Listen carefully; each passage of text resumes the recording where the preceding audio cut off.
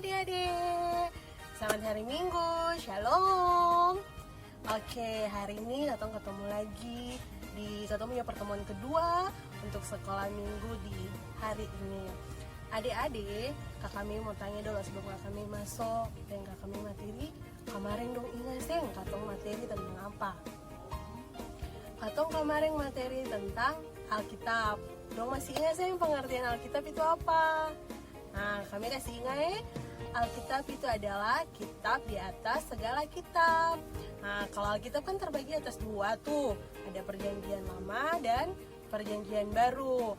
Perjanjian lama terdiri dari 39 kitab dan perjanjian baru terdiri dari 27 kitab. Dong masih ingat tuh? Harusnya masih ingat dong. Nah, sekarang kita lanjut ke Katong punya materi pada pertemuan kedua ini, yaitu tentang sida-sida dari negeri Ethiopia. Tapi sebelumnya adik-adik Katong mesti baca Alkitab dulu. Nah, sekarang ambil adik-adik Alkitab, lalu buka di Kisah Para Rasul. Kisah Para Rasul tuh perjanjian baru kah lama? Lo masih ingat toh? Kisah Para Rasul perjanjian baru. Buka di Kisah Para Rasul 8 ayatnya yang ke-26 hingga 40. Adik-adik dong semua sudah apa toh? Nah, kalau sudah, sebelum kita baca Alkitab, mari kita berdoa. Ya Yesus Kristus Tuhan, di saat ini kami akan membaca firman-Mu. Kami mohon ya Bapa, kiranya Roh Kudus mau turun atas kami supaya kami dapat membaca dan kami dapat mengartikannya dalam kehidupan kami hari lepas hari. Berfirmanlah bagi kami ya Tuhan, karena kami anak-anak-Mu telah siap untuk mendengarnya. Amin. Kisah Para Rasul 8 ayat yang ke-26 hingga ayat yang ke-40 di bawah perikop sida-sida dari tanah Ethiopia. Kemudian berkatalah seorang malaikat Tuhan kepada Filipus, katanya, bangunlah dan berangkatlah ke sebelah selatan menurut jalan dan turun dari Yerusalem ke Gaza. Jalan itu jalan yang sunyi. Lalu berangkatlah Filipus, adalah seorang Ethiopia, seorang sida-sida, pembesar dan kepala perbendaharaan Sri Kandake, Ratu Negeri Ethiopia, yang pergi ke Yerusalem untuk beribadah.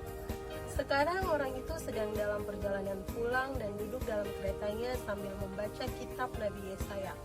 Lalu kata Roh kepada Filipus, pergilah ke situ dan dekatilah kereta itu. Filipus segera ke situ dan mendengar sida-sida itu sedang membaca kitab Nabi Yesaya. Kata Filipus, mengertikah Tuhan apa yang Tuhan baca itu? Jawabnya, bagaimanakah aku dapat mengerti kalau tidak ada yang membimbing aku? Lalu ia meminta Filipus naik dan duduk di sampingnya. Nas yang dibacanya itu berbunyi seperti berikut. Seperti seekor domba ia dibawa ke pembantaian, dan seperti anak domba yang keluh di depan orang yang menggunting, demikianlah ia tidak membuka mulutnya. Dalam kehinaannya berlangsunglah hukumannya. Siapakah yang menceritakan asal-usulnya? Sebab nyawanya diambil dari bumi. Maka kata sida-sida itu kepada Filipus, aku bertanya kepadamu tentang siapakah Nabi berkata demikian, tentang dirinya sendiri atau tentang orang lain? Maka mulailah Filipus berbicara dan bertolak dari nas itu, ia memberitakan Injil Yesus kepadanya. Mereka melanjutkan perjalanan mereka dan tiba di suatu tempat yang ada airnya. Lalu kata sida-sida itu, lihat, di situ ada air. Apakah halangannya jika aku dibaptis? Sahut Filipus, jika Tuhan percaya dengan segenap hati, boleh. Jawabnya, aku percaya Yesus Kristus adalah anak Allah. Lalu orang Ethiopia itu menyuruh menghentikan kereta itu, dan keduanya turun ke dalam air, baik Filipus maupun sida-sida itu. Dan Filipus membaptis dia. Dan setelah mereka keluar dari air, Roh Tuhan tiba-tiba melarikan Filipus dan sida-sida itu tidak melihatnya lagi. Ia meneruskan perjalanannya dengan sukacita. Tetapi ternyata Filipus ada di Asdod. Ia berjalan melalui daerah itu dan memberitakan Injil di semua kota sampai ia tiba di Kaisarea. Demikianlah firman Tuhan adik-adik. Nah adik-adik, hari ini Kak kami mau cerita tentang sida-sida dari negeri Ethiopia. Adik-adik tahu sih sida-sida itu apa? Nah, sida-sida itu adalah pelayan khusus di istana yang kerjaannya untuk mengurus ratu dan permaisuri raja. Nah, kotong masuk di kotong cerita adik-adik. Pada suatu ketika, seorang malaikat Tuhan menampakkan diri kepada Filipus. Ia membawa pesan dari Tuhan untuk menyuruh Filipus pergi ke sebelah selatan kota Yerusalem, yaitu jalan dari kota Yerusalem menuju ke kota Gaza. Setelah mendengar pesan dari malaikat itu, Filipus pun segera menjalankan apa yang diperintahkan oleh Tuhan itu tanpa banyak bertanya, apalagi membantah. Sampainya di tempat itu, ia bertemu dengan seorang Ethiopia yang adalah seorang sida-sida. Sida-sida ini adalah pembesar dan kepala perbendaharaan Sri Kandake, Ratu Negeri Ethiopia.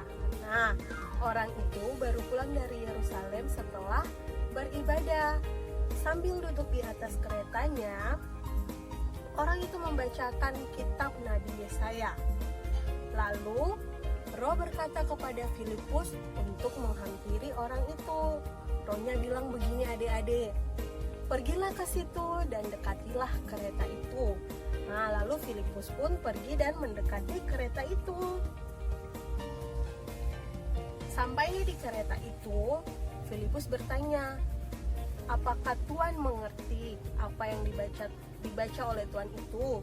Lalu sida-sida menjawab, bagaimanakah aku bisa mengerti kalau tidak ada yang membimbing aku? Lalu sida-sida itu meminta Filipus naik dan duduk di sampingnya.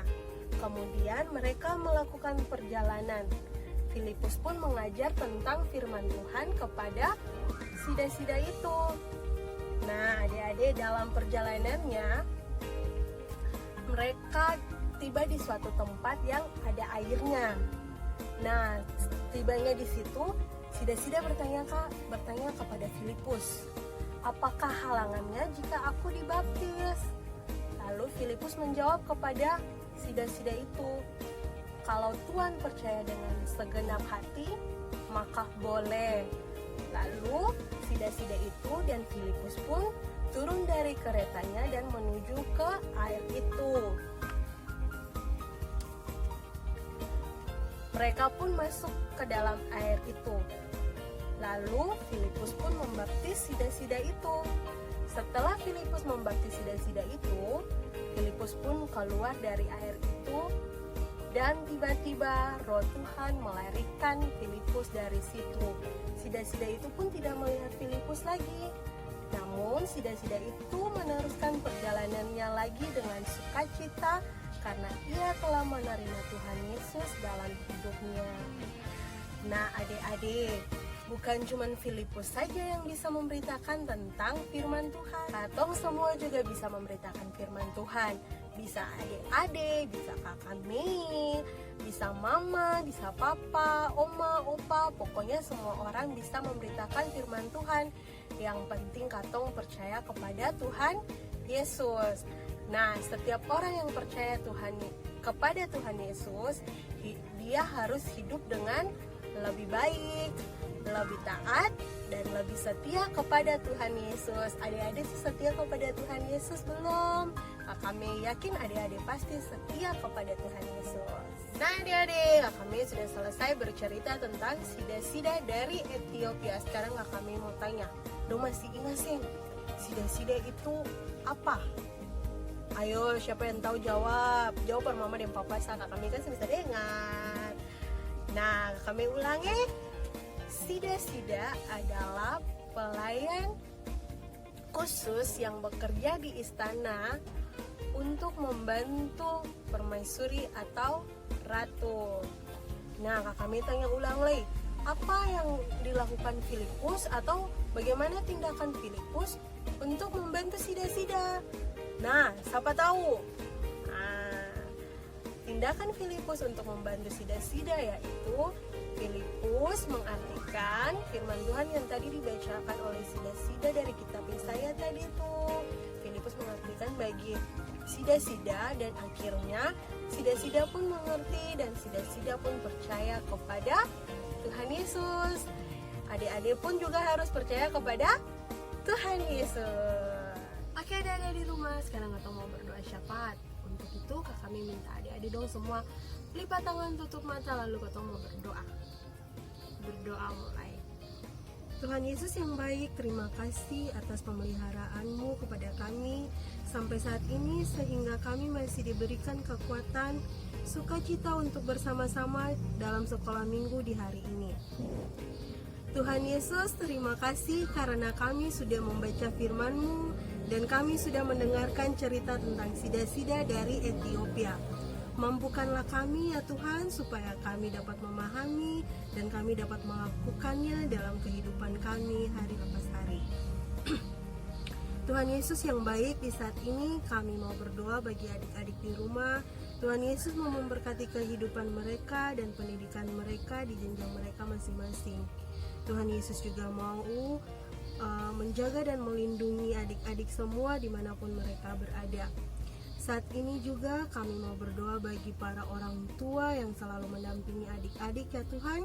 Kiranya Tuhan Yesus mau menjaga dan melindungi mereka dan melindungi mereka juga. Tak lupa juga Tuhan, kami mau berdoa bagi gereja kami dan bagi pemerintahan kami. Kiranya Tuhan Yesus mau memberkati karena mereka juga merupakan perpanjangan tangan-Mu bagi kami di muka bumi ini. Tuhan Yesus, kami juga mau memohon kepadamu agar Engkau mau menguatkan dan melindungi kami menghadapi pandemi COVID-19 yang sedang terjadi di saat ini.